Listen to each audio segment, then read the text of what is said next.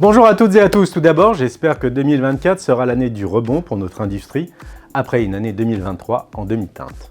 Alors justement, que retenir de ces 12 derniers mois? Tout d'abord, nos prévisions se sont révélées justes, puisque le niveau des transactions s'établit pour l'Île-de-France à 1 930 000 m², en retrait de 17% par rapport à 2022 et fait jeu égal avec 2021. Le T4, trimestre toujours très conséquent, est quant à lui en retrait de 22% par rapport à 2022. Le rattrapage espéré n'a donc pas eu lieu sur les derniers mois de l'année. Les trois créneaux de surface font, et c'est assez rare, quasiment jeu égal, avec 675 000 m² pour le 0-1000 en baisse de 11%, 633 000 m² pour le 1000 à 5000 en baisse de 12% et 623 000 m² pour le plus de 5000 en baisse de 28%. Avec 56 transactions recensées, c'est donc ce dernier créneau de surface qui a fait principalement défaut. Moins de transactions en nombre, moins 12%, et de plus petite taille. En effet, nous sommes passés d'une taille moyenne de 13 500 m² à une moyenne de 11 000 m². Le télétravail, la rationalisation des surfaces due au flex office et la recherche de centralité ne sont sans doute pas étrangers à cette baisse significative. Concernant les géographies, Paris creuse encore l'écart et représente 46% de la demande placée. Le croissant ouest et la seconde couronne progressent également. En revanche, les premières couronnes et la défense sont en baisse. Concernant la défense, et contrairement aux idées reçues, non, les entreprises ne boudent pas la défense.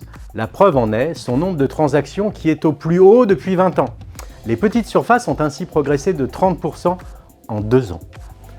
Ce sont les grands mouvements qui sont très en retrait, avec seulement 5 transactions de plus de 5 000 m² en 2023 et aucune ne dépassant les 25 000 m².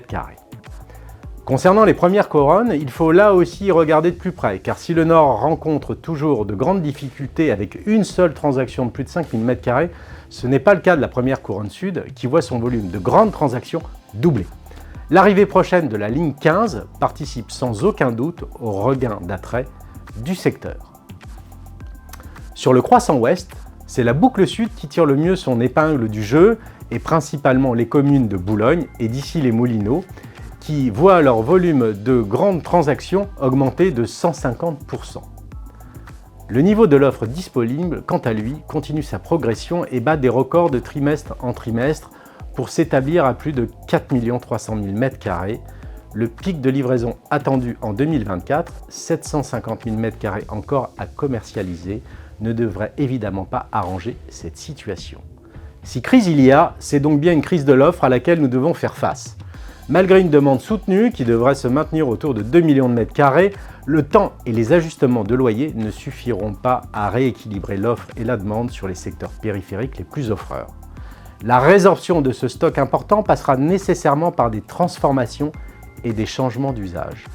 Les utilisateurs sont et seront de plus en plus exigeants sur la qualité et la localisation des immeubles de bureaux qui devront répondre à leurs principaux enjeux, à savoir la maîtrise des coûts en offrant souplesse d'aménagement et maîtrise des charges, le recrutement et la rétention des talents en offrant services et localisation centrale et bien sûr un immeuble répondant aux critères ESG de plus en plus présents dans la politique des entreprises. L'année qui s'ouvre devant nous sera, nous l'espérons, la première d'un nouveau cycle où l'utilisateur et ses attentes devront être plus que jamais au cœur de nos préoccupations, que l'on soit promoteur, investisseur ou commercialisateur. Soyez assurés que les équipes de Cushman & Wakefield seront mobilisées à vos côtés pour vous accompagner et vous conseiller tout au long de cette année. À très bientôt pour un nouveau numéro de The Office.